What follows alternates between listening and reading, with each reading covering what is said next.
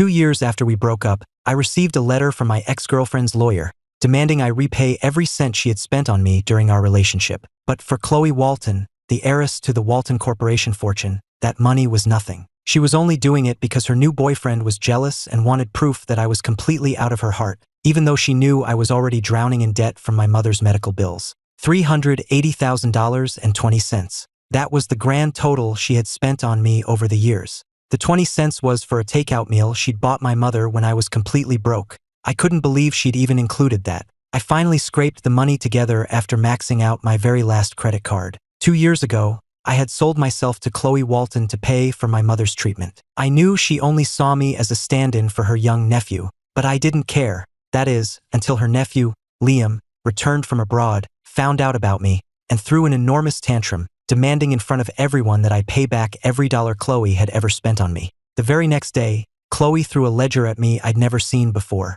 It meticulously detailed every single expense from our 5 years together, from a $2 ice cream cone to the sports car she'd bought me. She had even itemized the cost of our hotel rooms. I'll cover half the hotel fees, and we can deduct the $10,000 Liam owes you. That leaves you with a balance of $380,000. You have 1 month to wire it to my account. Lounging on the sofa, she looked up at me with a mocking gaze, her eyes so cold and unfamiliar they made my heart clench. What's wrong? Don't have the money? She sneered. When you went after Liam for what he owed you, threatening and humiliating him, did you ever stop to think if he had the money? The private room fell deathly silent. Every eye was on me, and then the room erupted in jeering laughter.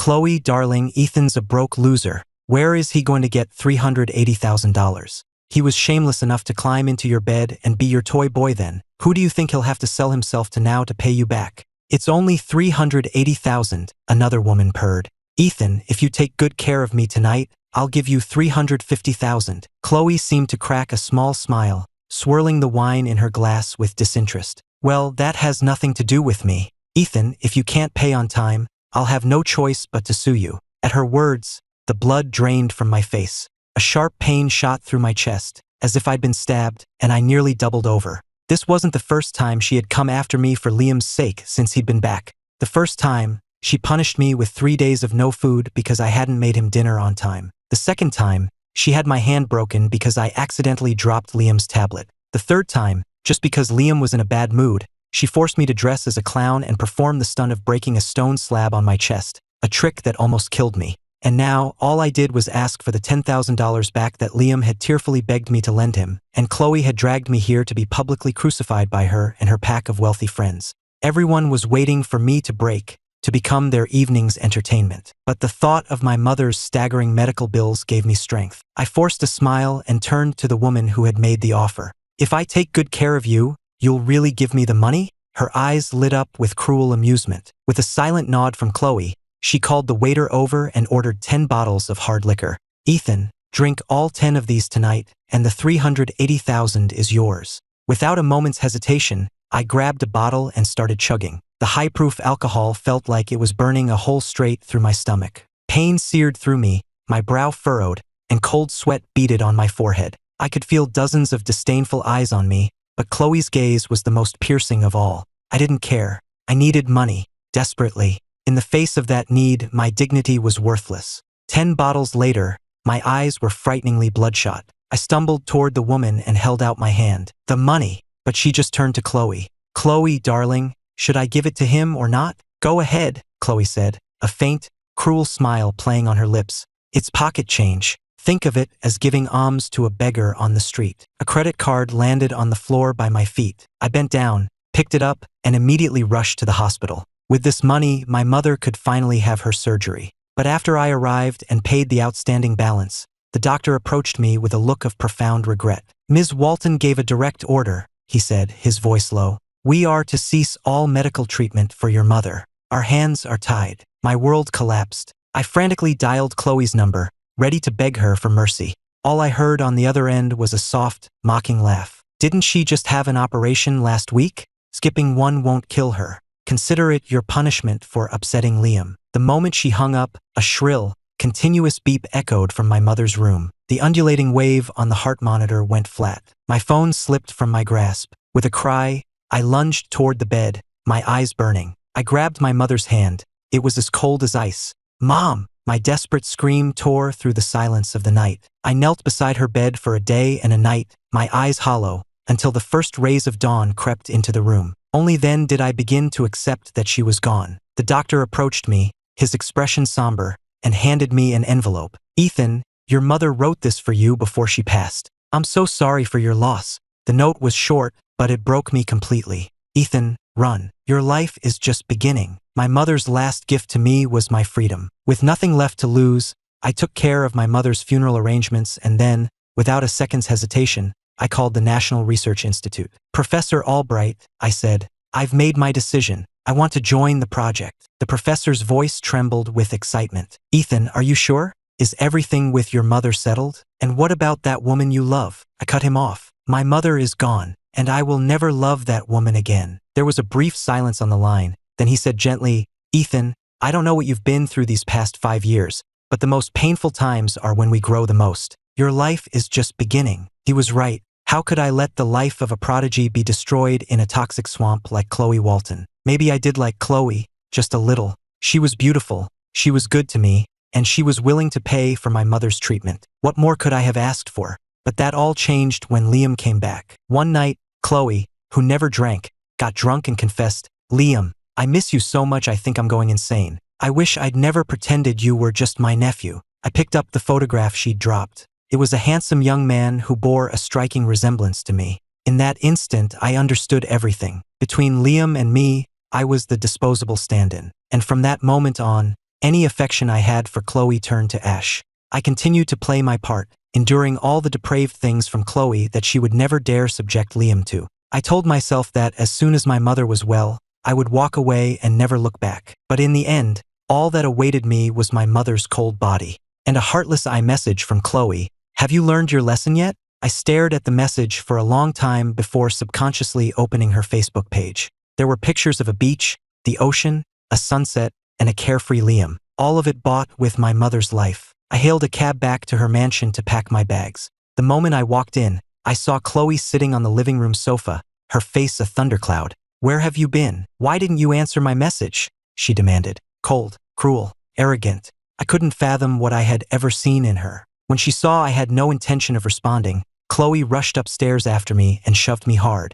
"Ethan, you made Liam miserable. What right do you have to give me this attitude?" My back slammed against the wall, scraping the skin, but I just looked calmly into her furious eyes. "So what now? How do you want me to apologize this time? Should I break a stone on my chest? Let you break my other hand? Or maybe drink another 10 bottles of liquor?" The docile toy boy had suddenly shown his claws. Khloe was taken aback for a second, but then, uncharacteristically, she became calm. "Come with me to the family estate. My grandfather wants to see you." Then, as if remembering something, she added, "I'll give you $10,000. You know what to say and what not to say." I let out a bitter laugh. The Walton family had always been obsessed with their reputation. When Mr. Walton Sr. discovered Khloe's feelings for Liam were inappropriate, he'd shipped Liam overseas without a second thought. He then arranged a series of dates for Khloe, but she'd singled me out from the crowd for one reason only: I looked just like Liam. That night, she drugged my drink and forced herself on me.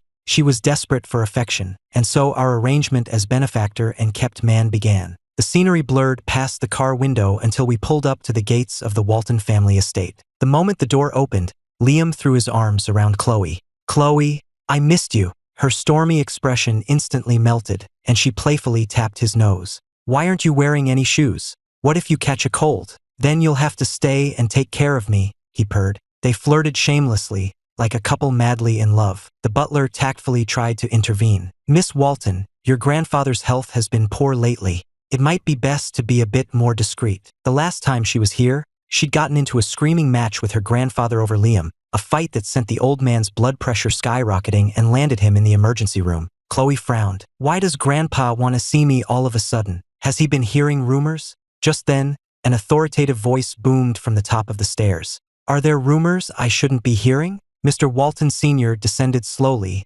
leaning heavily on his cane. I hurried forward to help him. Other than my own mother, he was the only person who had ever treated me like family. He gave me a warm, appreciative look, but his expression soured the moment he saw Khloe and Liam clinging to each other. "An aunt and her nephew, carrying on like this. Have you no shame?" Khloe's expression frosted over as she finally released Liam's hand. You wanted to see me? Her grandfather snorted. Yes, about your marriage to Ethan. You two have been together for 5 years. It's high time you made it official. I've already made the arrangements. 1 month from today, you and Ethan will be married. At this, Liam's face went white. Khloe's rejection was swift and absolute. I refuse. With a sharp crack, her grandfather's cane struck her across the back. You were the one who insisted on being with him, he roared, full of frustration. You stood at your parents' grave and promised you would make him happy. And now, you've dragged this out for 5 years. How much more of his life are you planning to waste? I lowered my gaze, a sudden wave of memories washing over me. We'd had good times, Khloe and I. She was a ruthless businesswoman, a shark in the corporate world. But for me, she had softened. Once, just because I said, please, no more bloodshed, she spared an enemy who had tried to have her killed. From that day on, everyone knew she had a weakness. She was a staunch materialist, yet on the 3rd night I was delirious with a high fever. She drove to a remote shrine to pray for my recovery. I once mentioned offhandedly that I liked baby's breath, and she had the entire estate landscaped with fields of it. But later, she renamed those fields after Liam. Just as now, the moment Liam's eyes welled with tears, she was ready to defy the world for him. I will not marry Ethan. He is not good enough for me. She took Liam's hand, a wild, desperate look in her eyes. The only person I truly love is Liam. I will never marry anyone else. I can agree to let the world think Ethan is my fiancé, but I cannot marry him. I just can't. With that, she dropped to her knees. A moment later, Liam knelt beside her, his eyes brimming with defiant tears. Grandpa, please, just let us be together. Mr. Walton Sr. was so enraged he could barely breathe, his chest heaving. Get to the family chapel and kneel, he bellowed. Under the shocked stares of the household staff, Khloe and Liam, their hands tightly clasped, walked into the chapel together. I watched the entire farce unfold, my face a mask of indifference. It was all so ridiculous. I took a small wooden box from my bag. Inside was an ornate jade pendant, a Walton family heirloom. Mr. Walton Sr. stared at it, stunned. Ethan, what are you doing? I took 2 steps back and bowed deeply. Grandpa, thank you for taking care of me for these past 5 years. But I can't stay with Khloe any longer. He started to protest, to ask me to stay, but I didn't hesitate. I set the box down and walked away without a backward glance. As I passed the chapel, I heard noises from within. Through the crack in the door, I could see Khloe and Liam pressed against each other, as if declaring their undying love to all the Walton ancestors. I didn't linger. I turned and left the Walton estate for good. First, I went to the bank and transferred the $380,000 into Khloe's account. Then, I went to Walton Corp and resigned from my position as her assistant. The HR manager, one of the few friends I had there, clapped me on the shoulder. Ethan, he said with genuine relief, congratulations on your escape. I felt a massive weight lift from my shoulders. My debt to Khloe Walton was paid. When I returned to her mansion that evening, a glass shattered at my feet, spraying shards that cut my arm. Khloe stormed towards me, her face contorted with rage, and slapped me hard across the face. Ethan, my grandfather treated you like his own flesh and blood, and you tried to kill him. You pushed him down the stairs. My cheek throbbed, but a surge of panic washed over me. What happened? How did he fall? What are the doctors saying? A pathetic, whining voice drifted down from the 2nd floor. Ethan, the butler already identified you. He saw you push Grandpa. Are you still going to play innocent? Khloe, is this really your man? A coward who won't even admit what he's done. I was shoved violently into a corner, stumbling to keep my balance. Out of the corner of my eye, I caught a flicker of triumph in Liam's expression. My blood ran cold. I knew, without a doubt, that Liam was the one who had pushed him. Just then, a phone rang, and I heard the butler's frantic voice on the other end. Miss Walton, your grandfather is hemorrhaging. The hospital is out of his blood type. I couldn't make out the rest of what he said, because Liam added fuel to the fire.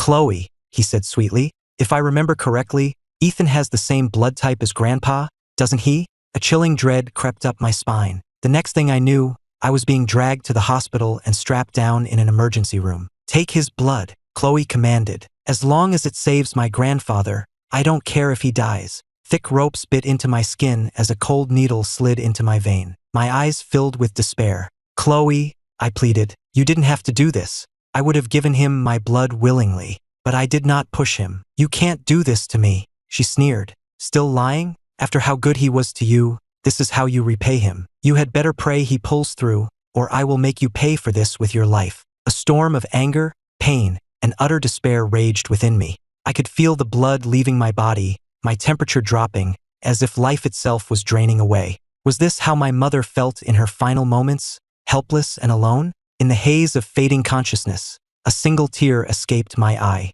I thought I heard her calling my name. "Mom, are you here for me?" I fell into a long, deep dream. In the dream, Liam hadn't come back yet, and Khloe and I were still deeply in love. She would proudly introduce me to all her friends, showing me off as if I were the center of her universe. She would come with me to the hospital to visit my mother, doing everything she could to win her over, gently hoping to one day be her daughter-in-law. She did so much for me back then, making my heart flutter in ways I'd never felt before. I truly believed we had a future together. Then, a bucket of ice water shocked me awake, drenching my thin clothes and sending a brutal, agonizing chill deep into my bones. The dream was over. Khloe sat across from me, her gaze like ice. "You should be grateful my grandfather is stable. Otherwise, you would have died on that operating table. But until he wakes up, you're gonna stay in here and think about what you've done. And be ready to give more blood at a moment's notice." A buzzing filled my ears, and goosebumps erupted on my skin. This was her dungeon, the place she dealt with her enemies.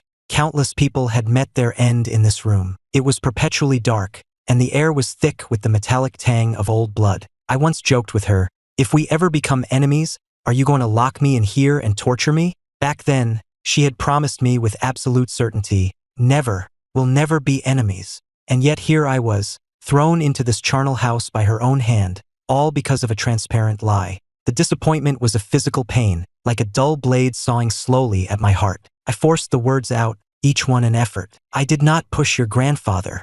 I didn't do it. I have nothing to be sorry for, and I will not reflect in here." I tried to push myself up, but my body was a wreck. I couldn't even get to my feet. Khloe let out a derisive snort. "Ethan, you're such a convincing liar, but I'm done believing a single word that comes out of your mouth." With that, she turned and left, and the lights went out, plunging me into absolute, blood-scented darkness. A wave of pure terror washed over me, and I felt myself start to unravel. I'm claustrophobic. Severely. Can trigger panic attacks so bad I can't breathe. Khloe knew this. For my sake, she used to keep the mansion lit up all night. But now, the door to the dungeon burst open. Liam stood there, looking down at me with utter contempt. "You pretty boy," he sneered. "If your face didn't look a little like mine, Khloe would have never given you the time of day. But don't worry, once I'm done with it, you won't be seducing anyone ever again." He advanced on me with a small knife, his eyes wild with a jealous, unhinged rage, and swung it at my face.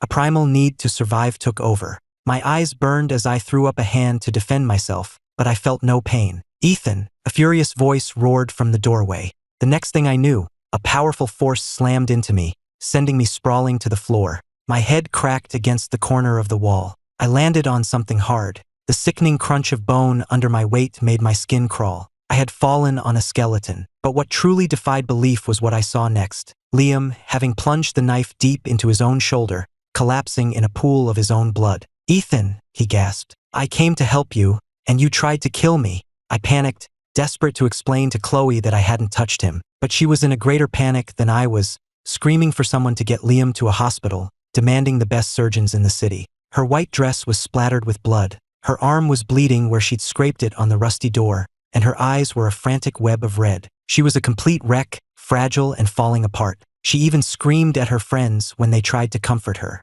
"Get away from me," she shrieked. Then she fell to her knees, praying with a desperate fervor. "If Liam dies, I'll die with him." I had never seen her like this. Suddenly, the doors to the operating room flew open and a nurse rushed out. "The patient is bleeding out, and we're out of his blood type." Without a second's hesitation, Khloe rolled up her sleeve. "Take mine," she said. "We have the same blood type. I can save him." "Khloe, are you insane?" one of her friends cried, trying to stop her. "He's just a man. No matter how much you love him, he's not worth this." Khloe's gaze was chilling. "Liam is the love of my life," she said, her voice dangerously low. "He is my life. I can't live without him." The surgery lasted for 24 hours, but Liam pulled through. Khloe was weak from blood loss, but she was ecstatic. She had the entire hospital wing cleared, bringing in a team of specialists to attend only to Liam, and she never once left his side. Everyone was talking about their great love story, but all I could think about was my mother's final, agonizing moments. It turned out Khloe Walton held the power of life and death in her hands. The irony was sickening. Liam was in the hospital for 2 weeks, and Khloe stayed with him the entire time. During those 2 weeks, I packed my few belongings, moved out of the mansion that had been my prison for 5 years, and used what little money I had to rent a small apartment. I went back to my old part-time job at a bar to make ends meet. I just had to survive for 2 more weeks, and then I could finally start my new life at the National Research Institute. I never expected to see her again so soon. To celebrate Liam's release from the hospital, Khloe booked the entire bar where I worked, inviting every rich kid in New York City for an all-night rager. The lights were dim, the music was deafening. Khloe doted on Liam, and her sycophantic friends all crowded around him, fawning over his recovery. I wanted nothing to do with any of them, so I texted my boss that I was leaving early. But just as I was heading for the door, Liam's voice stopped me. "Ethan," he called out, his eyes red-rimmed and pathetic. "After what you did to me, you're not even going to apologize. You're just going to run away." I shot him a cold look. "I'll say it one last time. I didn't do anything to you. If you keep spreading these lies, I'll sue you for slander." I turned to leave, but Khloe's bodyguards moved to block my path. A moment later, someone poured a bottle of liquor over my head, the cold liquid and the stinging humiliation washing over me. The blaring music cut out abruptly, and the entire bar fell silent, every eye fixed on me with malicious glee. "Think you can just walk away after what you've done?" Khloe's voice was sharp. "Ethan, I never knew you were such a vicious person. First my grandfather, and now you attack Liam. What's next? Are you going to turn me into some kind of doll to keep forever?" She looked exhausted, her face pale, but her eyes were like daggers, fixed on me. A wave of exhaustion washed over me. "I've told you," I said, my voice flat. "I didn't hurt your grandfather, and I didn't hurt Liam." The words sounded hollow even to my own ears. The security cameras were conveniently broken. The only witness had been bought, and Khloe was too blinded by her obsession to see the truth. "I swear on my life, I never touched that knife. If I'm lying, may I never find peace." "But Liam, can you say the same? Can you swear you didn't stage this whole thing yourself?" "That's enough." Khloe cut me off, pulling Liam behind her protectively. "Ethan, you're still completely unrepentant. Don't blame me for what I'm about to do, for forgetting any history we ever had." My knees buckled as her bodyguards forced me to the ground in front of the whole crowd. I struggled against them, a primal fear of death gripping my heart. Khloe took a leather whip from one of her men and advanced on me slowly. "Are you scared?" she asked, her voice dangerously low. "Did you ever stop to think how scared my grandfather and Liam were when you attacked them?" With a sharp crack, the whip sliced across my back. My whole body convulsed as if I'd been electrocuted, the pain stealing my breath. "Speak." Khloe's voice rose to a shriek, laced with fury. "Admit you were wrong." "No," I managed, my voice weak but defiant. Khloe let out a laugh that was pure rage, raising the whip again. "No? You think denying it changes what you did? You're a monster." The sound of the whip and the jeers of the crowd were suffocating. But the more they pushed, the more defiant I became. I started to laugh, a wild, broken sound that brought tears to my eyes. "I did nothing wrong. Why should I apologize? The biggest mistake I ever made was meeting you, Khloe Walton. You're the real monster here." Liam frowned. "Ethan, don't you dare talk to Khloe like that. And who are you to tell me what to do?" I shot back, my voice dripping with contempt. "You're nothing but a parasite, hiding behind her power." That was the final spark. Khloe's rage exploded, and she began whipping me with a relentless, blind fury. "This one is for my grandfather," she screamed. "This one is for trying to kill Liam. And this one is to remind you that you will never be a part of the Walton family." 64 lashes in total. Each one felt like a blow directly to my heart. A metallic taste filled my mouth, and I coughed up a spray of blood before the world went black. I woke up in a hospital room. On the television, a video of my beating was playing on a loop, a live stream someone had recorded. My own agonized groans were audible, but no one in the room seemed to notice. I was invisible, left for dead in a corner. The bar owner found me hours later when he came to close up, and that's the only reason I was saved. My heart was a dead thing in my chest. Couldn't even cry. "You're awake." The door had opened without me noticing. Liam strolled in, looking the picture of health, his cheeks flushed. He looked nothing like a man who'd just recovered from a major injury. "Those 2 weeks in the hospital," I said, the realization dawning. "You were faking it." "So what if I was?" he said, a smug grin spreading across his face. "All I have to do is look a little pathetic, and Khloe will move heaven and earth for me. Soon, I'll be the one standing by her side,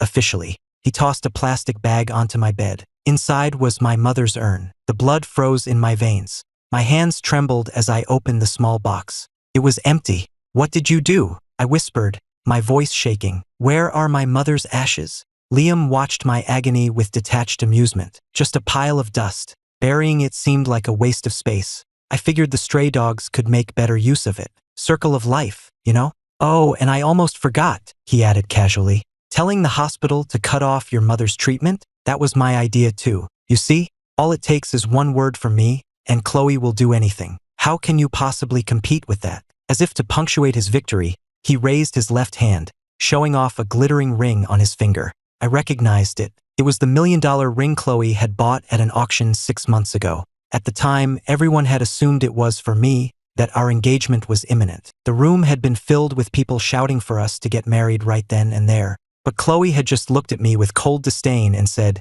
"He's not worthy." "Khloe says I deserve all the finest things in the world," Liam preened, "including her. She says I'm the only one who's worthy." I snapped. I lunged forward and my hand connected with his face. My fingers closed around his throat. "You killed my mother," I snarled, my voice raw with hatred. "You deserve to die." The rage was a red haze in my vision, a stark contrast to the smug, triumphant smile on Liam's face. Suddenly, something heavy crashed against the side of my head. A vase. Khloe shoved me back, her hand striking my face with brutal force. "You're insane," she screamed. A vice of pain closed around my heart. "Insane," I laughed, a crazed sound. "I can be much more insane than this." Fueled by pure hatred, I grabbed a jagged piece of the broken vase from the floor, but Khloe's hand shot out and clamped around my wrist. "You killed her," I roared. "Both of you." For the first time, Khloe seemed to realize something was truly wrong. Her eyes fell to the empty urn in my hands, and her face filled with shock.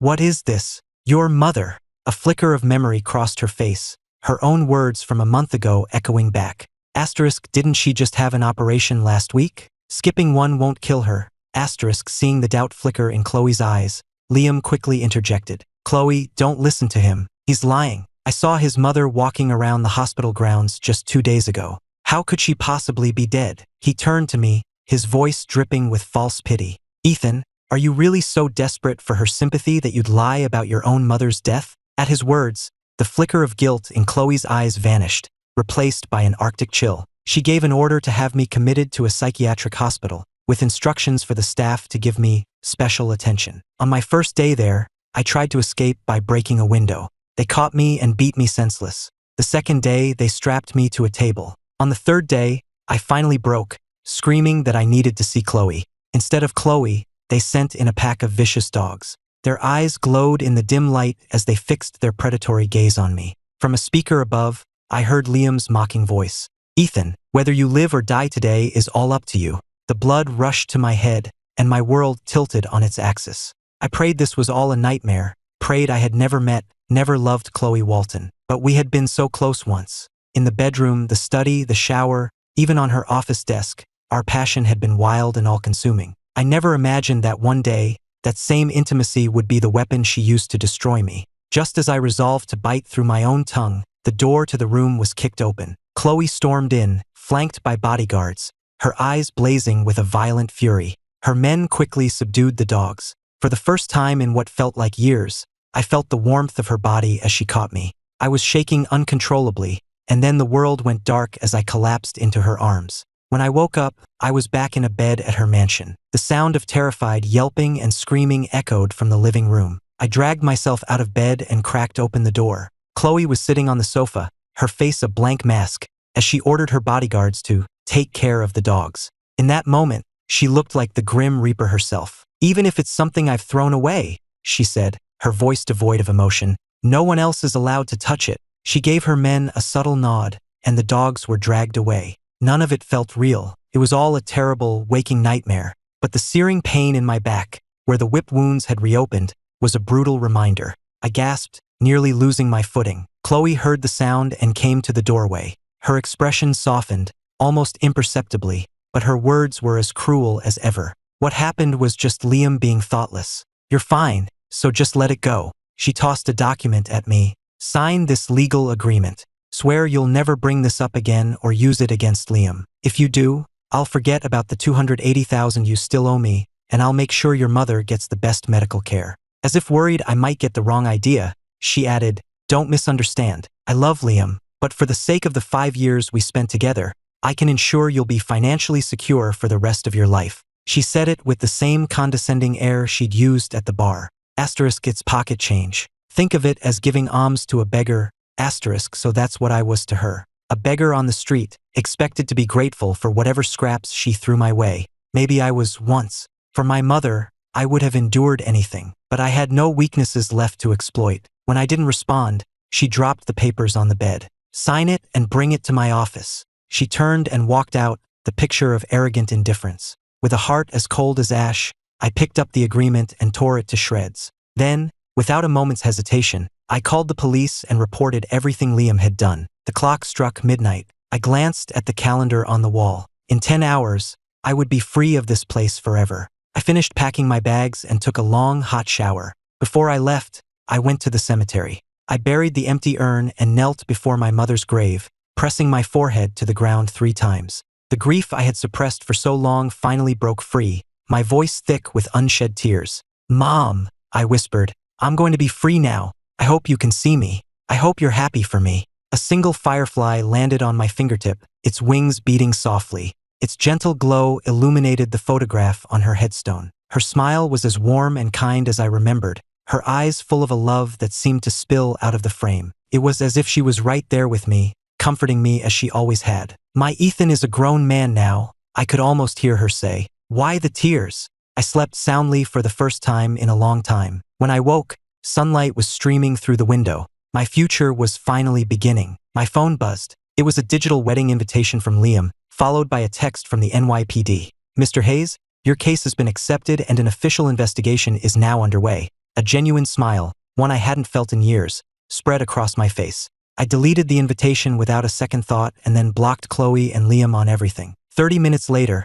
I was on a plane. As we broke through the clouds, the knot of tension in my chest finally, completely, unwound. "Goodbye, Khloe." I was free. The same night I left, Liam proposed to Khloe. The event was a citywide spectacle, live-streamed and trending #1 on Twitter, with every influencer scrambling to repost it. Under a canopy of projected stars, Liam got down on one knee, holding out a ring with a trembling hand. "Khloe," he said, his voice thick with emotion, "will you marry me?" The crowd roared its approval, chanting, "Say yes, say yes," amidst a storm of flowers and applause. Khloe's eyes filled with tears as she looked at him, her voice both firm and tender as she replied, "I will." Dozens of drones lit up the sky, forming the image of a heart pierced by an arrow, as a 2-hour, multi-million-dollar fireworks display began. At that exact moment, on every digital billboard on every skyscraper in the city, a montage of Khloe and Liam's 10-year love story began to play. Each carefully curated moment was a testament to their grand, epic romance. As they embraced and kissed for the cameras, the internet exploded with messages of congratulations. "OMG, so sweet, wishing them a lifetime of happiness." One comment read, "He's 6 feet 2 inches, gorgeous, and so in love. Only a queen like Khloe Walton deserves him." But a few dissenting voices slipped through. "Is everyone having collective amnesia? I could have sworn she was engaged to someone else." The next day, Khloe herself posted a response on Twitter. "The only person I have ever loved is Liam. There has never been anyone else." The post was accompanied by a collage of smiling photos of the two of them from the past decade. Leaning against her shoulder, Liam scrolled happily through the supportive comments. "Khloe," he murmured, "aren't you worried Ethan will be hurt when he sees this?" Khloe playfully tapped his nose. "He was just a stand-in. Why would you worry about him?" Satisfied, Liam pressed his advantage, suggesting they get married right away. Khloe hesitated. She didn't care about public opinion, but she had to consider her grandfather. She was afraid the shock might be too much for him when he woke up. But all her reservations melted away at the sight of a single tear rolling down Liam's cheek. She decided then and there to give him the wedding of the century, setting the date for 1 month away. Known for being a ruthless workaholic, she cleared her schedule completely, personally overseeing every single detail of the planning. The flowers had to be red roses, flown in fresh from Ecuador. The gown and tuxedo were custom-made on a rush order by a world-renowned designer. She even designed the layout of the venue herself. She was determined to make the man she loved the happiest man in the world. On the eve of the wedding, Khloe finally took a break and went to a party with her friends. I can't believe you're the first of us to get married, Khloe, one of her friends said with a laugh.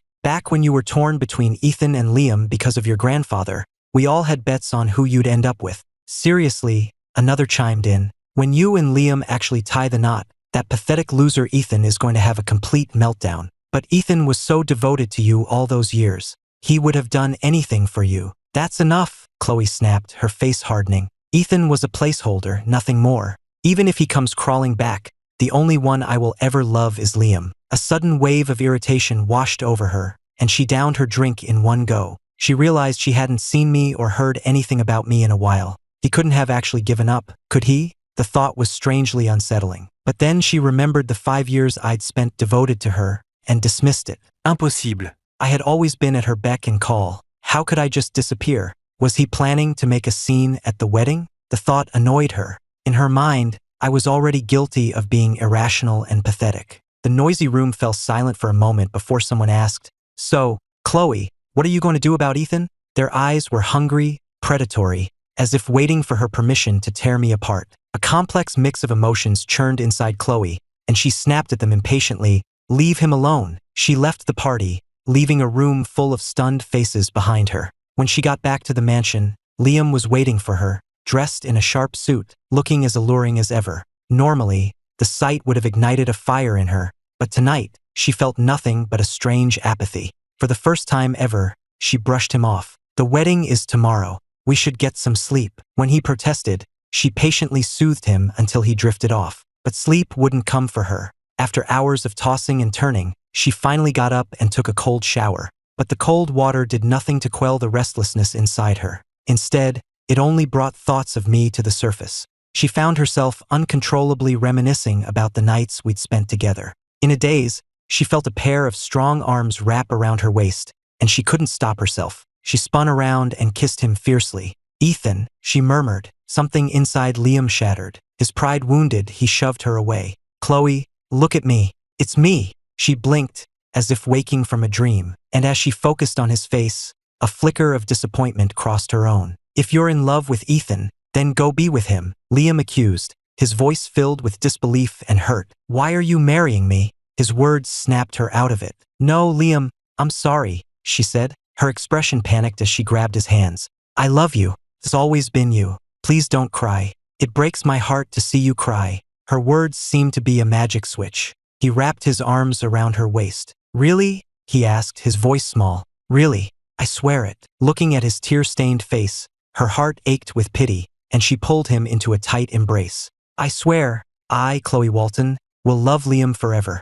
If I ever break that promise, may I die a horrible death." The words were barely out of her mouth before Liam clapped a hand over it. "Are you crazy?" he whispered, his eyes wide. The Waltons were notoriously superstitious and had a strict rule against making such oaths. Yet for him, Khloe had repeatedly defied her family's traditions and her grandfather's wishes. The thought made him smile through his tears. "Then we promise. Neither of us will ever betray the other." "I promise," Khloe said, her voice soft and indulgent, linking her pinky with his. It was well past midnight by the time she finally got him to fall asleep. Khloe went to her study to get some work done, but she couldn't concentrate. Her mind was a tangled mess, and her thoughts kept drifting back to me. She remembered my eyes, how they used to smile like the sun, how I had seemed like an angel descending into her world. I could knit the warmest scarves, cook the most comforting meals, and I had even once, with a surgeon's steady hand, saved her life. I had seemed capable of anything, my inner strength a solid, unshakable core. Between the two of us, I had always been the anchor. But after Liam came back, everything changed. I grew quiet and withdrawn, becoming obsessed with money, my every other word a demand for more. Anxious, Khloe picked up her phone and, for the first time in a long time, opened her iMessage thread with me. The empty chat history and call log made her pause. How could that be? She closed and reopened the app, rebooted her phone, but it was no use. There were no new messages from me. It was true I hadn't messaged her much in recent years, but I would at least check in occasionally, or ask for money for my mother's treatments. This silence was completely out of character. Khloe typed out a message, asking how I was, then deleted it. After a long moment, she placed the phone face down on her desk without sending anything. She glanced out the window. The sun was rising, but the sky was bizarrely split, half clear and half choked with dark, thundering clouds. It was a perfect reflection of the storm in her own heart. Her alarm went off. Pushing down her unease, Khloe went to wake Liam. 2 hours later, the venue was filled with guests, and Khloe was in her dressing room, waiting. As the start time approached, a knot of anxiety tightened in her stomach. Part of her was relieved I wasn't there. She didn't want the hassle of dealing with me. But another part of her was disappointed. After 5 years together, there was still a connection, however twisted. She had hoped I would come, wish her well like a friend, and then finally, gracefully exit her life for good. She picked up her phone and sent me a text. "Where are you?" The moment she hit send, there was a knock at the door. It was the wedding planner. "Ms. Walton, it's almost time. We should get you in position." "I'll be right there," Khloe said, setting her phone down on the table. She didn't see the small red exclamation point that appeared next to her message. Delivery failed. The ceremony was magnificent. Flowers, champagne, a red carpet, every detail had been personally approved by Khloe. Liam stood at the end of the aisle, his eyes fixed on the grand entrance, his expression full of adoration. The music shifted, the doors swung open, and Khloe appeared, looking radiant as she began her steady walk towards him. She was moments away from marrying the man she had loved for years, the man she was supposed to spend the rest of her life with. But as she looked at Liam's smiling face, all she felt was a hollow ache, a persistent feeling that something was deeply wrong. For a fleeting moment, his face blurred, replaced by mine. She could almost hear my voice, soft and hopeful. "Khloe, will you marry me someday?" The voice from her memory merged with the one in front of her. Liam was looking at her, his expression serious. "Khloe Walton," he said, "I'm finally marrying you." The words snapped her back to reality.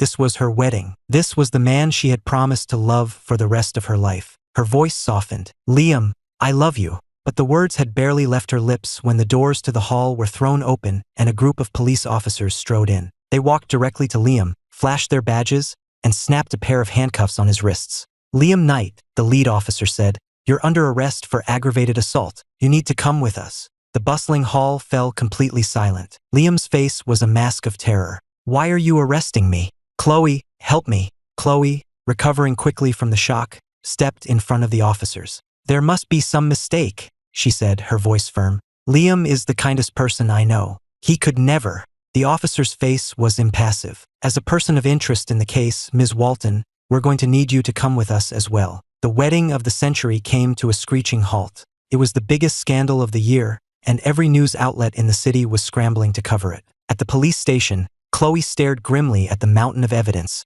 a cold dread spreading through her. In addition to the assault charges, Mr. Knight is also accused of bribing the director of a private psychiatric facility to facilitate further violence against Mr. Hayes, the detective explained. He pushed another file across the table. "Mr. Hayes is pressing charges on all counts and has refused any possibility of a settlement." The sheer volume of information was suffocating. She wanted to defend him, to scream that they had it all wrong, that he wasn't that kind of person. But the evidence was irrefutable. Screenshots of bank transfers, file text message exchanges, and crystal-clear surveillance footage that pinned her to her chair, speechless and immobile. She had always thought he was just a little insecure, a little spoiled, but fundamentally good. She remembered him as a child, crying his eyes out because he'd accidentally stepped on a butterfly. How had that boy become so twisted that he could orchestrate someone's torture and feel no remorse? Khloe went to the interrogation room. The moment she saw Liam's pale, terrified face and his eyes swimming with tears,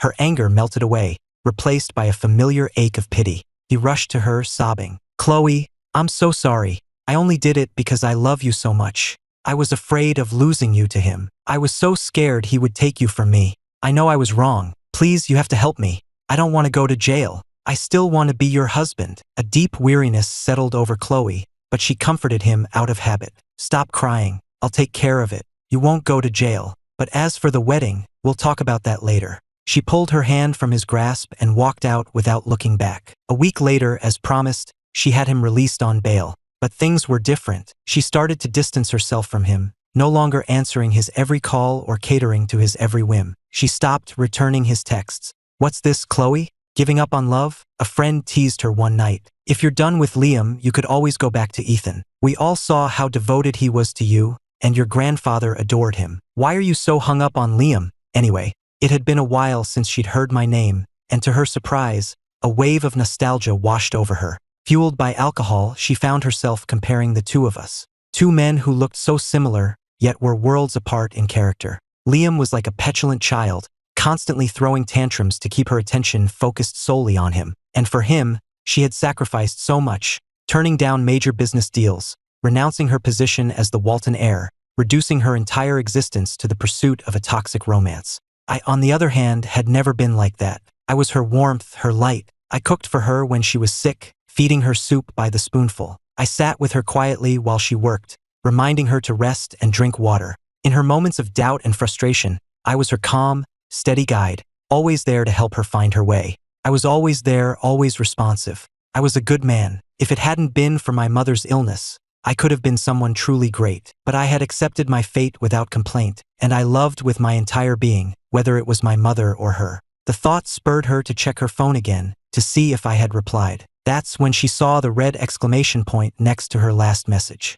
Her heart dropped. In all the years we'd been together, no matter what she'd done to me, I had never once raised my voice to her, let alone blocked her number. I loved her too much. How could I ever block her? Was this just a game? Was I playing hard to get? The thought calmed her, and a small, pleased smile touched her lips. Ignoring the surprised looks from her friends, she abruptly left the party and drove straight to the mansion. On the way, she stopped at my favorite dumpling shop in the village and picked up an order of crab and pork soup dumplings. I used to drive an hour out of my way just for a taste of them. All she had to do was show up with these dumplings and give me a sincere apology, and I would forgive her. She was sure of it. She sped through the city streets and into the gated community. All the other mansions were lit up, but the one I had stayed in was dark. He's probably just asleep, she thought, her heart filled with anticipation as she let herself in and went straight to my old room. She couldn't wait to hold me, to pull me into her arms and tell me how lost she'd been without me. But when she flipped on the light switch,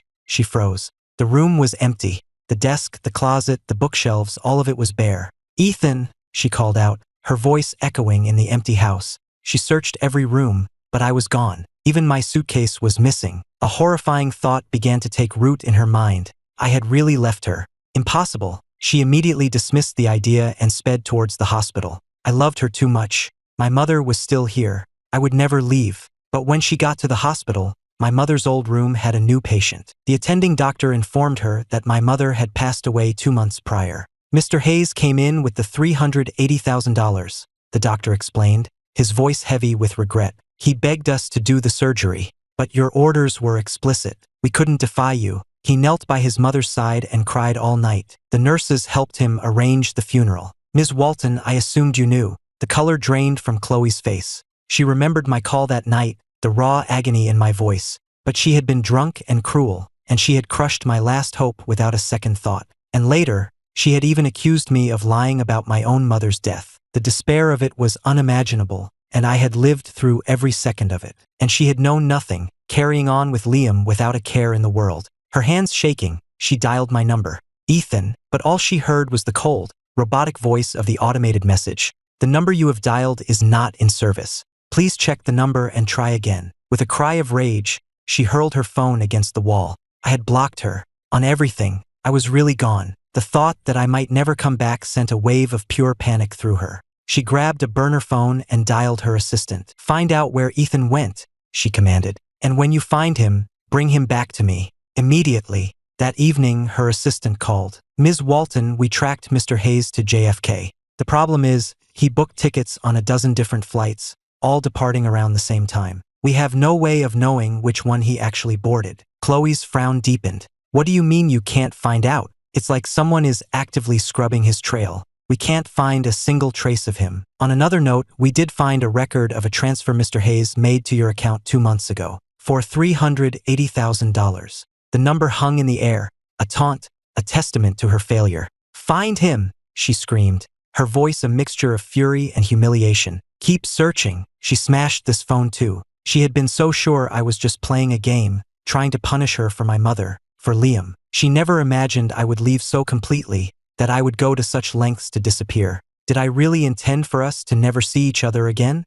She downed 2 glasses of whiskey in quick succession. Just then, the doorbell rang. Her eyes, which had been dull with despair, suddenly lit up. She rushed to the door and threw it open. "So you finally decided to come back," she said, a triumphant sneer on her face. But it wasn't me standing on her doorstep. It was her assistant, looking deeply uncomfortable. Her hope died as quickly as it had flared. "What do you want?" she snapped. "I'm sorry, Ms. Walton," the assistant said respectfully. "Your phone wasn't going through. I had to come in person. It's about your grandfather. He's awake." 30 minutes later, Khloe arrived at the hospital, her dark dress making her face seem even paler and more drawn. "Grandpa," she began. His cane cracked against her back. "Kneel," he commanded. Under the weight of his absolute authority, she sank to her knees. "Do you have any idea what you've done?" he roared.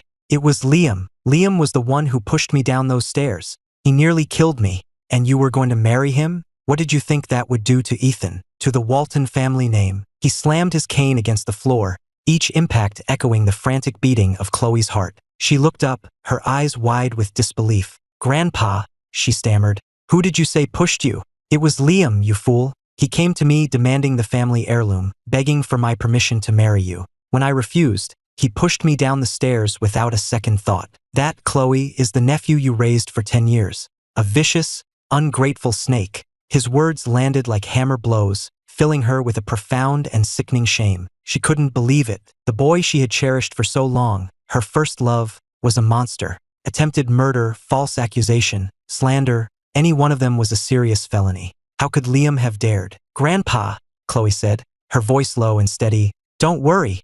I will handle this. I will give you justice." After leaving the hospital, she drove directly to the house where Liam was staying. Having been ignored for days, he was both overjoyed and hurt to see her. "Khloe, you finally came. I thought you were still mad at me, that you were going to leave me." He turned on the waterworks, his tears falling as easily as ever, but for the first time, they had no effect on her. "Come with me," was all she said. An hour later, they were standing at the gates of a cemetery. The clear evening sky had given way to a sudden, violent thunderstorm. Dark clouds roiled overhead, and a cold wind whipped through the trees, making Liam shiver. "Khloe, why are we here? Can we please go back?" he pleaded, clutching her hand. In the past, she would have immediately given in, her heart aching for his distress. But now her face was a cold, emotionless mask. "Keep up," she ordered. Sensing her dark mood, Liam gritted his teeth and hurried after her. They stopped in front of a simple headstone. In the gloom, he couldn't make out the photograph on it. "Khloe, what is this place? Who is this?" Before she could answer, something shoved him hard from behind, and his knees gave out, hitting the muddy ground with a sickening thud. He cried out, and in a flash of lightning, he finally saw the face in the photograph. It was my mother. He tried to scramble away, but one of Khloe's bodyguards grabbed him by the collar and forced him back to his knees. "Are you scared now?" Khloe's voice was as cold and hard as the rain. "You should have thought of this when you convinced me to cut off her medical care." Her voice dropped to a furious whisper. "You killed Ethan's mother. You pushed my grandfather down the stairs. You set him up. You're a monster. So why do you keep pretending to be a saint? I told you I would love you forever. I told you I would do anything for you. All you had to do was ask, and I would have burned down the world for you. So why did you lie to me? Why did you turn me into your weapon, your executioner, over and over again? Do you have any idea how it felt to learn the truth?" Her roar made him flinch, and tears immediately sprang to his eyes. Seeing the raw, uncontrolled fury on her face, he was terrified. "Khloe, please, let me explain. I only did it because you love me too much?" She cut him off, her voice dripping with disgust, her eyes filled with a bottomless disappointment. She had heard that excuse 100 times, and every single time, she had forgiven him, cleaned up his mess, protected him from the consequences. But this kind of love was suffocating. She grabbed the back of his head and slammed his face into the dirt in front of the grave. "You're going to stay here all night," she hissed, "and you're going to repent." She turned and walked away, locking the cemetery gates behind her without a backward glance. After a night of pure terror, the moment the sun rose, Liam's frayed nerves finally gave out. The world went black. He woke up in a bed back at the house. Khloe tossed a set of signed divorce papers and a one-way plane ticket onto the bed. "From this moment on, you have no connection to the Walton family. I never want to see your face again." In the end, their 10 years together meant something. She didn't destroy him completely. She just exiled him, ensuring they would never cross paths again. But Liam wouldn't give up. "Khloe, please, I know I was wrong. Don't send me away. I love you. I can't live without you." He grabbed his phone, frantically scrolling through photos of them together. "Don't you remember this? We climbed that mountain in Aspen. We watched the sunrise in Maui. We spent that whole week locked in our hotel room in Paris. We had so many good times together, Have you forgotten all of it? Can you really just throw away 10 years of our lives? But Khloe's voice was calm, devoid of emotion. I haven't forgotten, and it's because it was once so good that this ending is so pathetic. Her past hopes now only served to deepen her present pain. Get out, she said, leaning down, her eyes boring into his, her expression terrifying. Get out before I change my mind and have you thrown in a real prison. Knowing it was over, Liam closed his eyes in defeat. Just before she walked out the door, he asked her a question to which she herself did not know the answer. You've fallen in love with Ethan, haven't you? In stark contrast to the chaos consuming the Waltons, my life had become blessedly calm. I traveled to a remote corner of the country, deep in the mountains, and arrived at the gates of a top-secret research facility. Professor Albright looked almost apologetic. Ethan, this project is a matter of national security, so the facilities are rustic. I hope you don't mind. Not at all, Professor, I assured him. It's an honor to be here, to be a part of this kind of research, to work in medicine. It's always been my dream. I was a sickly child, and then my mother got sick, so I spent the better part of my first 25 years in and out of hospitals. I was always in awe of the doctors, watching them pull people back from the brink of death. Seemed like magic. I knew then that I wanted to do that, to save lives. So I dedicated myself to my studies, working day and night until I was accepted into the top medical school in the country. I excelled there, discovering a natural aptitude for the work. Even during those years in Khloe's gilded cage, I never stopped studying. I was born to be a doctor. For the next month, I threw myself into my work, catching up on the latest research and honing my practical skills. At the end of the month, I took an assessment exam and stunned everyone by scoring near-perfect marks, officially earning my place at the institute. The work was grueling, but for the first time in years, I was surrounded by friends who shared my passion. During a team-building retreat, a photo fell out of my wallet. A senior researcher on my team picked it up. Ethan, he asked, reading the name on the back. Who's Khloe Walton? Your girlfriend. I froze. I hadn't heard her name in so long. Seeing the photo of us together felt like looking at a ghost. It took me a moment to even process who she was. The memory of her had already faded so much.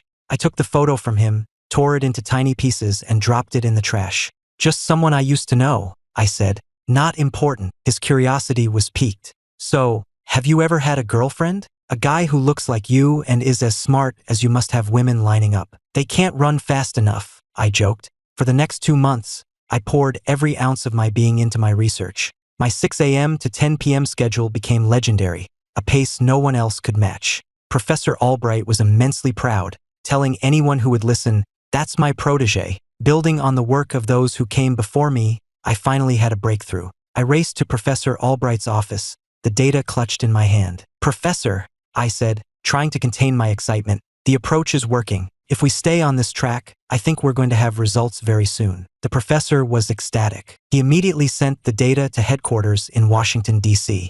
Within an hour, my name was on everyone's lips throughout the entire research network. The director of the institute personally messaged me, asking what I wanted as a reward. My request was unusual, a 1-month leave of absence. Since joining the institute, I had outpaced everyone. In terms of talent, I was blessed. In terms of sheer effort, no one worked harder. I once passed out from low blood sugar, and my first thought upon waking was about the next step in my experiment. For a workaholic like me to suddenly request a month off to relax was, to put it mildly, shocking to everyone. But Professor Albright approved it without hesitation. "You've more than earned it, son. You need a break. You're so thin, people will start thinking I'm starving you." He then pulled me aside, his expression turning serious. "Ethan," he said quietly, "you're not a kid anymore. Have you given any thought to your personal life?" "Professor, the day I left New York, I decided I was done with love," I said, politely declining his offer to set me up on a date. Instead, I took a trip just for myself. The beach, the ocean, the sunset, all the simple joys I had postponed for years because of Khloe, I was finally able to experience them. I even went hiking in the Rockies, and on a quiet peak under the vast sky, I felt like I could talk to my mother again. The sun on my face felt like her gentle touch, as if she had never left. On my way back, Professor Albright was supposed to pick me up from the airport, but he called at the last minute. "Ethan, something's come up. It's pouring out there, but don't worry. I've sent my daughter to get you." The moment I hung up, a sweet, familiar voice called my name from behind me. "Ethan." I never imagined I would run into my first love like this. I turned, my eyes wide with shock, and stared at the woman in front of me. Took me a moment to find my voice. "Bianca? You're Professor Albright's daughter." The one and only, she said with a smile. Bianca Albright. She was the first girl who ever made my heart skip a beat. I remembered my first day of college, sensitive and shy, standing lost at the entrance with all my luggage. Other students had friends or family helping them, but I was too timid to ask anyone for directions. Just as I was about to try and figure it out myself, a gentle hand tapped my shoulder. I followed her in a daze all the way to my dorm room. As she was leaving, she playfully took off my baseball cap. "A handsome guy like you shouldn't always be looking at the ground," she said with a soft laugh. My heart skipped a beat. We shyly exchanged numbers. After that, I started seeing her everywhere. I saw her dancing with the cheerleading squad on the football field, heard her playing beautiful melodies in the music room, and we kept running into each other in the stairwell of the science building. Her eyes always seemed to be smiling, and her laugh was the most infectious sound I'd ever heard. She was one of the most popular girls on campus, yet for some reason, she always seemed to find her way to me, calling out my name in that bright, cheerful voice. Everyone assumed we were a couple, and we might have been if my mother hadn't gotten sick. I pushed her away, and she ended up transferring to a school in Europe. I thought that was the end of our story, but the Bianca standing in front of me now was even more direct than I remembered. She stood on her toes, her smiling eyes locked on mine, and said, "Ethan, can I ask you out on a date?" A warmth I hadn't felt in years spread through my chest, but I tried to hide it. "Bianca, please," I said, a little too formally. The car ride was quiet after that, until we pulled up in front of a charming house. "My dad wanted to have you over for dinner," she explained. I didn't object, so I followed her inside. Professor Albright, however, was nowhere to be seen. It was just Bianca, bustling around in the kitchen. Sensing my awkwardness, she smiled. "Anything you don't eat?" "No," I said, sitting up a little straighter. She laughed. "Relax. I don't bite." Feeling a bit useless just sitting there, I offered to help in the kitchen. She didn't refuse, but she didn't give me much to do, just asking me to hand her a dish or a utensil now and then. When we finally sat down to eat, I was stunned. She had made all of my favorite foods, things I hadn't eaten in years. She'd even remembered my favorite dessert. It was just like back in college. She had always had this uncanny ability to know exactly what I liked. She had never asked me about my preferences, but every little thing she did for me was always exactly right. A question that had been on my mind for 5 years finally came out.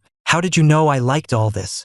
"I just paid attention," she said with a shrug. "At club dinners, you always went back for seconds of the same few dishes, and you have a sweet tooth. It wasn't hard to figure out." I looked down at my plate, a strange feeling washing over me. It was amazing, the difference between people. One person could spend 5 years by your side and know nothing about you. Another could be gone for just as long and remember every little detail. I was genuinely touched. "Thank you," I said, my voice a little thick. Throughout the meal, she was incredibly attentive, keeping the conversation flowing, deboning my fish, and seeming to sense my every mood. I gradually began to relax. "So what are your plans, now that you're back?" I asked. "With your credentials, you could easily get a position at the institute." She looked at me, her expression serious. "Ethan," she said, "I came back for you." The air in the room seemed to thicken. I could feel my ears getting hot. "I think it's starting to rain," I said, desperate to change the subject. I hadn't meant it literally, but a moment later, the heavens opened up. A torrential downpour began, and a severe weather alert flashed across the television screen. 2 hours later, the storm was still raging. It was clear I wasn't going anywhere. I had to spend the night. The cozy little apartment felt even smaller with just the two of us inside. While Bianca was in the shower, I went into her room to find a hairdryer and saw it on her desk, a framed photo of the two of us. It was from the day we'd won the university science fair together. Next to the photo was a journal. Couldn't resist. I opened it. Asterisk met a really cute guy today. His voice is amazing, but he's so shy. His name is Ethan. I like it. Asterisk heard he was the valedictorian of his high school. He's in my department. Asterisk he came to my club's auditions today, and he stayed to watch my tennis match afterwards. I think I might be starting to like him. Asterisk I'm gonna tell Ethan how I feel tomorrow. I hope he likes me too. Asterisk Ethan doesn't like me. The entry stopped on the day I told her we couldn't see each other anymore. I could still see the faint, blurry stains of tears on the page. A sharp pain lanced through my chest. "I'm sorry," I whispered. "What are you sorry for?" Bianca's voice came from behind me. "Ethan, I didn't know what was happening with your mother. Instead of being there for you, I got angry and ran away to Europe. I'm the one who should be sorry. You've been through so much all alone." The cruel things I'd said to her were what had driven her away. For years, she had avoided any news of me, even skipping class reunions. She had thrown herself into her work, trying to forget, but she had never stopped thinking about me. The longing had become a tidal wave, and 3 months ago, it had finally overwhelmed her. She decided to come back to find me. She just never imagined the hell I had been living in for the past 5 years. I took a deep breath. What's past is prologue, I said. After that night, I dove back into my research. But now I had a partner by my side. On busy nights, we'd spend all night in the lab, working from dusk until dawn, united in our shared purpose. In our free time, we'd go into town for a movie or try out a new restaurant. If Khloe was a sudden, violent storm on a calm sea, Bianca was the rainbow that followed. Every moment with her was so effortlessly happy that I almost forgot she had come back with a purpose, and that purpose was me. I had to admit, the power of a first love is a force to be reckoned with. She took care of me in 1,000 small ways, always showing me a gentle respect I hadn't realized I was starving for. She planned all our dates, each one a carefully crafted escape designed to help me unwind from the pressures of work. She even took a nutrition course online so she could create a personalized meal plan to help me regain my health. In time, we both admitted what we had been feeling for a while, and we finally made it official. We quickly became the couple everyone in the lab envied. Another 6 months flew by, and my project achieved a major breakthrough.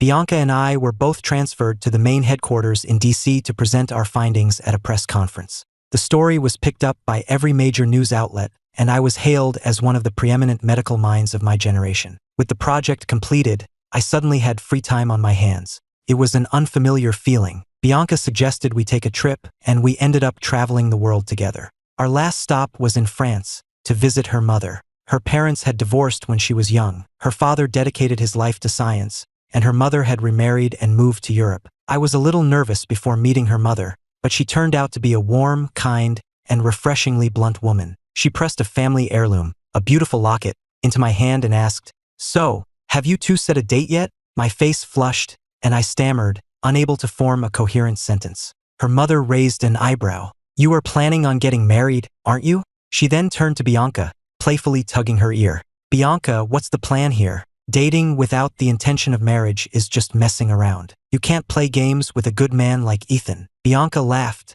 a little exasperated. "Mom, whose side are you on? I'm not playing games. I'm dating Ethan with every intention of marrying him." Her words, so firm and certain, took me by surprise. When we first got together, I hadn't thought that far ahead. I just wanted to enjoy the moment, to allow myself to love and be loved again. Marriage seemed like a distant, abstract concept, something left up to fate. I assumed she felt the same way. To hear her say so plainly that she wanted to marry me, I was both humbled and deeply moved. Her mother was very pleased with this answer and immediately turned her attention to me. "And what about you, Ethan? Do you want to marry my daughter?" Did I want to get married? The idea still felt foreign, but marrying her, that didn't sound so bad at all. Just as I was about to speak, Bianca jumped in. "Mom, please don't pressure us. Just give us a little time. Who knows, the next time you see us, it might be at our wedding." She had a way with words, and her mother was instantly appeased. I breathed a silent sigh of relief. On the flight home that night,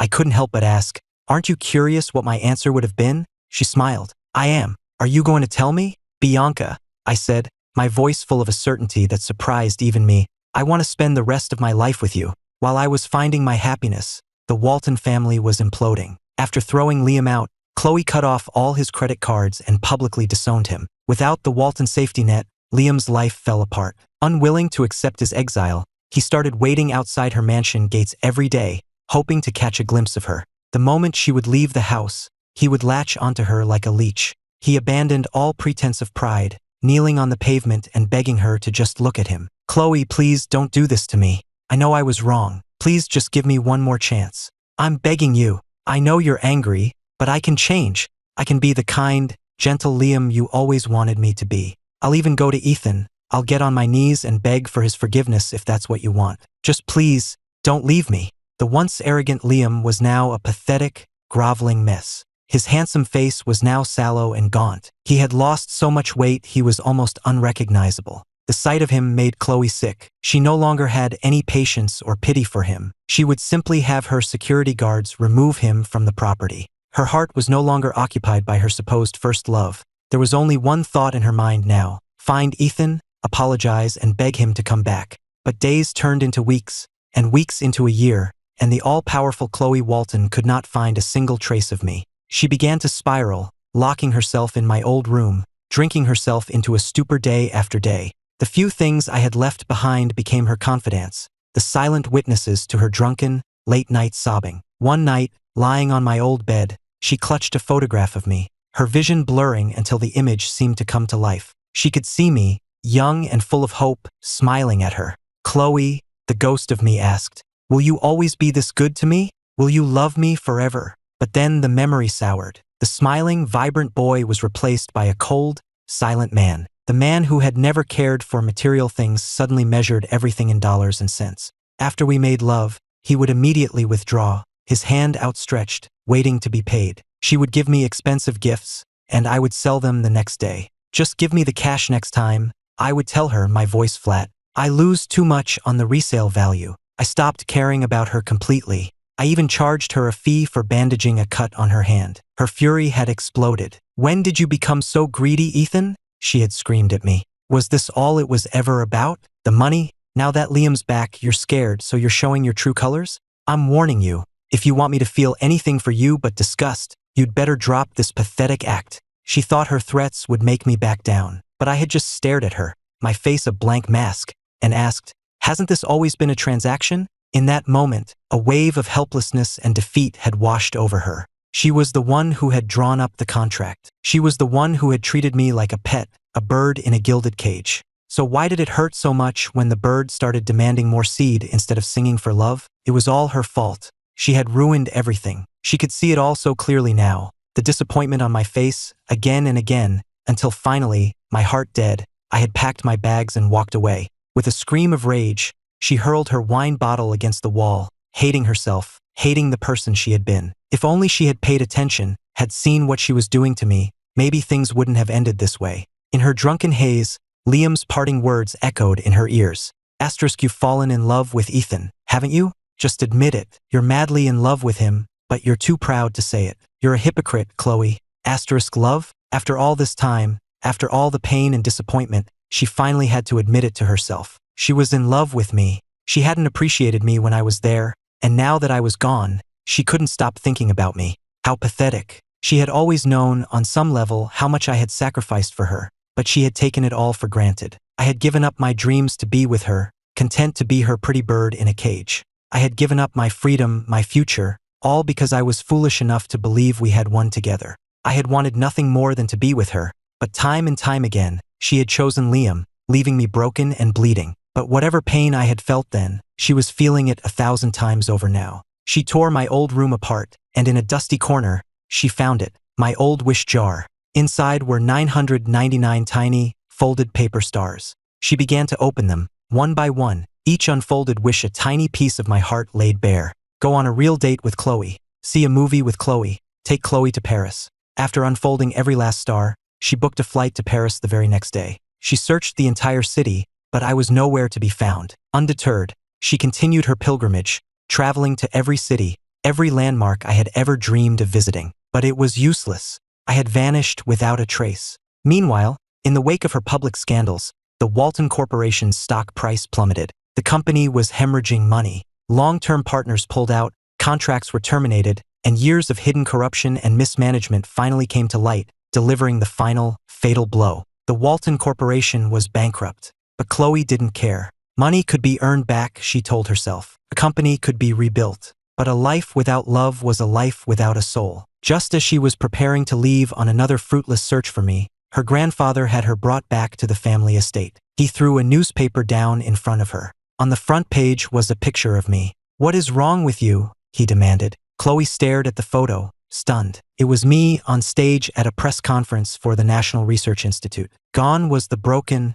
defeated man she remembered. The man in the photo was confident, brilliant, practically glowing. Even in a still photograph, my newfound confidence was palpable. This was who I was always meant to be. Khloe grabbed the newspaper, her hands trembling with excitement, and made for the door, but her grandfather's security guards blocked her path. "What are you doing?" she demanded. "Grandpa, let me go. I have to find Ethan. You always liked him best. I'm going to go to him. I'll apologize. I'll beg him to forgive me. I'll ask him to marry me." Her grandfather looked at her haggard face and bloodshot eyes, and sighed. "You blamed me for trying to keep you and Liam apart. You blamed me for trying to force you to marry Ethan, a man you claimed you didn't love. Now, everything is as you wanted it. Ethan is gone. You are married to Liam, and still you are not satisfied? What is this madness? Are you trying to tell me you've changed your mind? That you're in love with Ethan now? His voice was laced with sarcasm, but she had no answer for him. She was the one who had insisted on marrying Liam. She was the one who had treated me with nothing but contempt.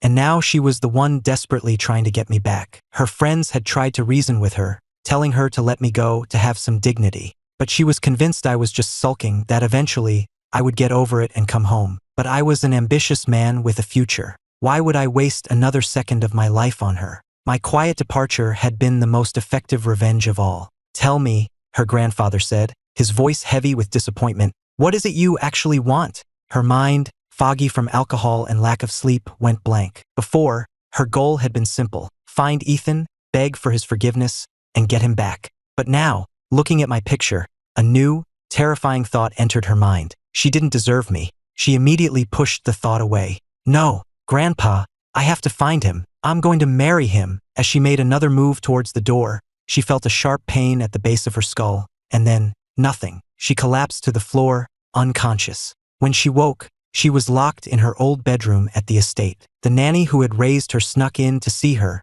her eyes full of pity. My dear girl, she pleaded, you must let him go. This obsession is only causing you more pain. No, Khloe whispered, her voice hoarse. Without him, my life is nothing but pain. Khloe refused to yield, so her grandfather kept her locked away. The first day, she screamed and raged, but no one came. The second day, she destroyed everything in the room and tried to climb out the window, falling and badly injuring her leg. On the third day, she tried to feign a medical emergency, but her grandfather didn't fall for it. After a week, she went on a hunger strike and was eventually hospitalized for severe dehydration. But even after they brought her back from the brink, her first whispered word was my name. In the end, she was his granddaughter, the child he had raised. He couldn't stay angry forever. He relented. The moment the guards were gone from her door, Khloe took a cab straight to the National Research Institute headquarters in D.C. The security guard at the gate refused to let her in. Don't you know who I am? She shrieked,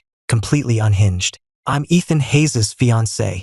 Let me in. She tried to force her way past him, a disheveled, frantic mess, but he pushed her back each time. Passers-by started to stare and mock her. Who is this crazy woman, impersonating Dr. Hayes' fiancée? She has no shame. Seriously, Dr. Hayes is a national hero. His work has saved thousands of lives. What makes a pathetic wreck like her think she has any right to even say his name? The cruel words were like daggers, each one piercing her heart. So this is what it felt like. This was the vicious humiliation I had endured. Her hands clenched into fists, her nails digging so deeply into her palms that they drew blood, but she didn't feel a thing. She just stood there, frozen like a statue. A flash of lightning illuminated the sky, followed by a deafening clap of thunder. The heavens opened up, and a torrential rain began to fall, soaking her to the bone. Still, she didn't move. She didn't know how long she stood there before an umbrella appeared over her head. A soft voice spoke from behind her. Khloe, let's go home. She turned,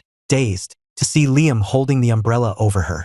Seeing the dead, empty look in her eyes, a bitter taste filled his mouth. If it weren't for me, he and Khloe could have been happy together. He wouldn't have been her nephew, but her husband, standing proudly by her side. But the woman in front of him now was a stranger whose coldness made him tremble. Her eyes were like pools of dead water, and in their depths, he saw a flicker of pure disgust. Why? I was gone. Why was she still so obsessed with me? Can't you just look at me? He pleaded again. But her answer was not the one he wanted. Liam, we're finished. There's no chance of us getting back together. Stop following me. He refused to listen. In a fit of humiliated rage, he threw the umbrella at her. Khloe, I gave you 11 years of my life, the best years, and you're just going to throw it all away. Already weak and exhausted, the blow from the umbrella made her stagger. The world spun and she collapsed. When she woke up, she was in an unfamiliar hotel room. Lying on the bed beside her, shirtless, was Liam. A blind, consuming rage washed over her. With a guttural scream, she kicked him out of the bed and onto the floor. Before he could even cry out in pain, her hands were around his throat, squeezing until his face began to turn purple. Her voice was a low, terrifying whisper. Who told you you could touch me? What did you do? She flung him across the room, and his head hit the floor with a sickening crack. Khloe calmly took out her phone and made a call. A few minutes later, her bodyguards burst into the room. One of them handed her a small pill, which she swallowed without a drop of water. "Take him away," she said, her voice like ice. "Make sure he can't have any more bright ideas." Liam's eyes widened in disbelief and pure terror, his body shaking uncontrollably. But Khloe didn't give him a chance to speak. She had her men take him directly to a clinic for a vasectomy. She knew his game. If she got pregnant, she would be trapped. Even if she refused, her grandfather would force her to marry him to avoid a scandal. And I would never take her back if she was tied to him forever. The thought filled her with a cold, murderous rage. But what Khloe didn't know was that her public meltdown at the institute had gone viral. A bystander had filmed the whole thing, and it didn't take long for the internet to identify the screaming beggar as Khloe Walton, the very same woman who had so publicly dumped me to marry Liam just a year before. The story exploded online. "She's the absolute worst," one comment read. "The only decent thing she ever did was date Dr. Hayes, and she screwed that up." Another said, "What did Dr. Hayes do in a past life to deserve being saddled with such a psycho?" I scrolled through the comments, a bitter, ironic smile on my lips. It's funny how success makes everyone your champion. "What are you reading that's so fascinating?" Bianca asked, wrapping her arms around me from behind and planting a soft kiss on my cheek. But when she saw what was on my screen, her expression tensed. She took the phone from my hand and placed it face down on the table. "Why are you looking at that?" she asked, her voice tight. I looked at her, at the nervous energy radiating off her, and narrowed my eyes. "You already knew about this, didn't you? Why else would you be acting so guilty?" "Yes," she admitted without hesitation. "I had to go back to the lab last night to pick something up, and I saw the whole thing." Even now, she looked annoyed. She confessed that the moment she'd seen Khloe there, she had been overcome with an almost irresistible urge to punch her in the face. She had wanted to make her pay for everything she'd put me through. But then she'd remembered our history, and she'd been afraid of upsetting me. So instead, she had just called security and had her removed. "Are you upset?" she asked, her voice small and uncertain. "Do you feel sorry for her?" I almost laughed. "Feel sorry for her?" Bianca, she brought every last bit of this on herself. "Whatever I felt for her died the day my mother did. There's nothing left." Seeing the worry still lingering in her eyes, I pulled her into my arms. "Hey," I said softly, "when I say I'm done with someone, I mean it. And when I say I love you, I mean it. Besides," I added, a teasing note in my voice, "when did you get so insecure?" My sudden playfulness seemed to startle her. Then a slow smile spread across her face, and she pulled me into a deep, lingering kiss. A few hours later, I took Bianca to my mother's grave. "Hi, Mom," I said softly. "I'm here." I talked to her for a long time, telling her everything, with Bianca standing quietly by my side. Before we left, I took Bianca's hand. "Mom," I said, my voice thick with emotion, a tearful smile on my face. "This is the woman I want to spend the rest of my life with. I'm going to ask her to marry me. If you're watching, please look out for her. Please let her have a life full of peace and joy. And please, give us your blessing." Bianca looked at me, her eyes wide with surprise, and then she knelt beside me in front of the headstone. "Mom," she said, her voice full of conviction, "I promise you, I will take care of Ethan. I will never let him down." I broke into a tearful smile. As we were leaving the cemetery, I heard a voice call my name, a voice I knew all too well. "Ethan." My smile froze on my face. I watched as Khloe walked towards us. She hadn't expected to see me either. She had only come to pay her respects at my mother's grave. She was about to call out to me when she saw her, the woman walking beside me, our hands intertwined. But what truly shocked her to the core was hearing me, in front of my mother's grave, say I was going to marry this other woman. "Ethan," she demanded, her voice trembling. "Who is she?" I met her gaze, and I knew that all she saw in my eyes was emptiness. I raised my hand, the one that was holding Bianca's. "She's my fiancée," I said simply. Bianca instinctively moved to stand slightly in front of me, her eyes fixed on Khloe with a cold, protective glare. Khloe's composure shattered. "That's impossible," she shrieked. "You love me. How could you be in love with her?" I had no desire to engage with her madness. I took Bianca's arm and started walking towards our car. "Ethan," she rushed to block our path, dropping to her knees on the pavement in front of me. "Ethan, please," she begged, her voice a pathetic whimper.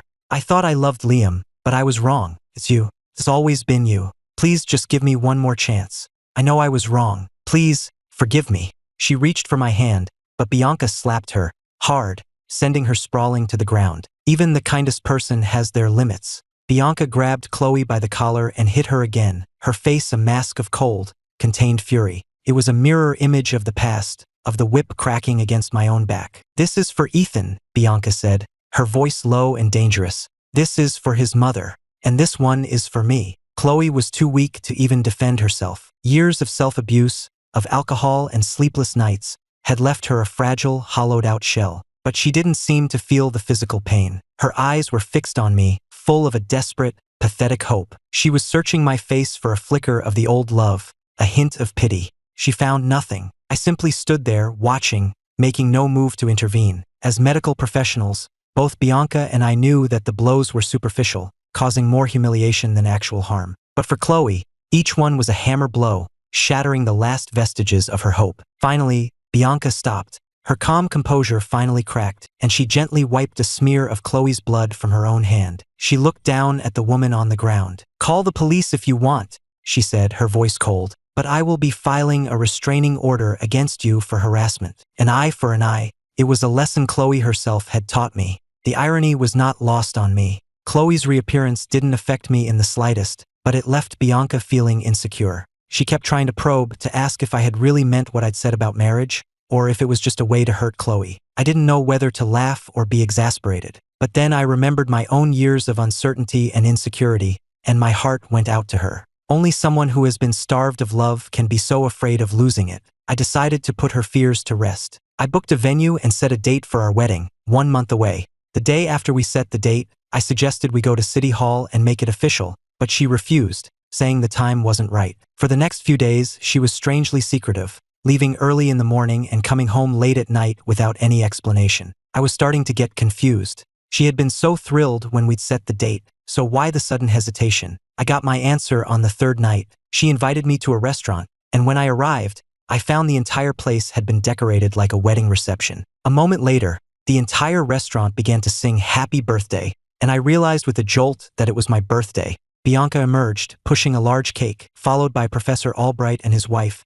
my closest colleagues from the Institute, and all the old friends I had managed to keep in touch with. "Make a wish, Ethan," Bianca said, her eyes shining. My wish was a simple one, to always be surrounded by the people I loved, and to live the rest of my life in freedom and happiness. I blew out the candles, my eyes stinging with tears. "Thank you," I whispered.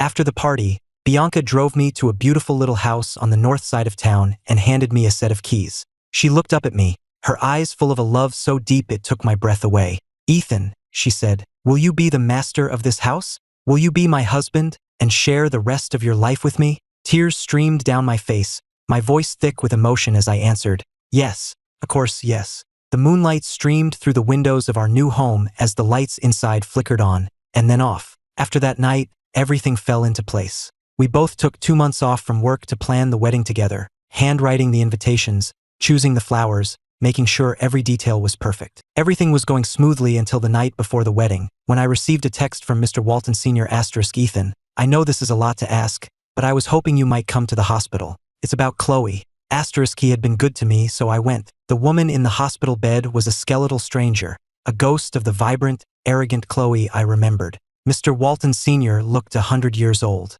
"It's kidney failure," he said, his voice a dry rasp. "The doctors say she doesn't have a month." I lowered my gaze and said nothing. Bianca had already told me what her contacts had found. After I left, Khloe had started drinking, heavily. She had drunk herself into the emergency room with a bleeding ulcer, and the first thing she did when she got out was open another bottle. It was no surprise her body had finally given out. She stared out the window, her expression blank, her lips a thin, bloodless line. She was silent for a long time. When she got the diagnosis, I was the first person she had asked for. There were so many things she wanted to say to me, so many things she still wanted to do with me. But after another hemorrhage landed her back in the ICU, she had finally given up. What right did a dying woman have to interfere in anyone else's life? "You must be happy to see me like this," she said, her voice a weak, sarcastic rasp. "You always wanted to be rid of me. Now that I'm dying, you must be thrilled." I shook my head. "No." Her dull eyes suddenly lit up with a flicker of hope. "Really?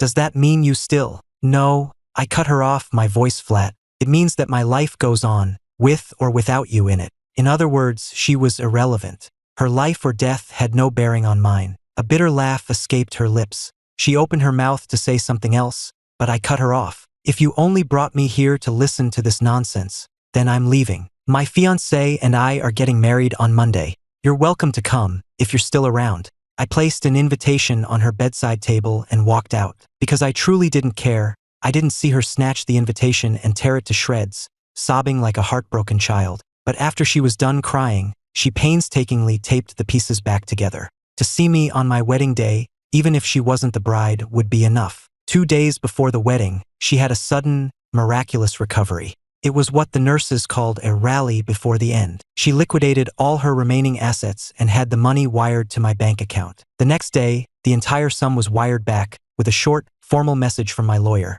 Ms. Walton, please refrain from any further contact. Khloe stared at the message for a long time, her tears eventually turning into a broken, hollow laugh. Ethan, please come back, she whispered to the empty room. There was no reply. The wedding was beautiful, a romantic, fairy tale setting with flowers, soft lighting, and beautiful music. To Khloe, who watched from the back row, it was all a bitter mockery of her own failure and arrogance. Bianca was breathtaking in a simple white gown, her hair swept up, looking like a goddess come to earth. She walked down the aisle slowly, her steps steady and sure, her eyes fixed on me. Amidst the joyful cheers of our friends and family, the officiant began. Bianca Albright, do you take Ethan Hayes to be your lawfully wedded husband, to have and to hold, from this day forward, for better, for worse, for richer, for poorer, in sickness and in health, to love and to cherish till death do you part? Bianca's eyes filled with tears.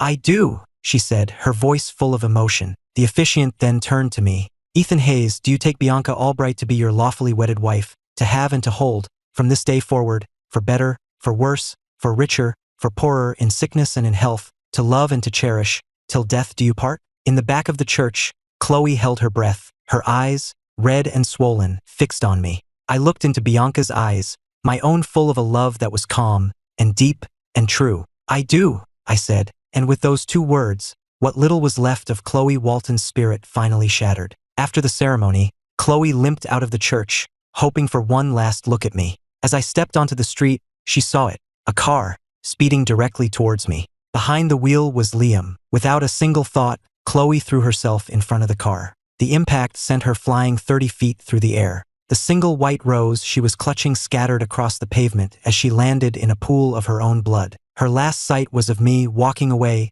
getting smaller and smaller. Ethan, she whispered, and then her eyes closed for the last time. The sirens wailed as the police apprehended Liam. 2 years later, Bianca and I welcomed a daughter into the world. The sun was shining, and a gentle breeze was blowing. Felt like a benediction.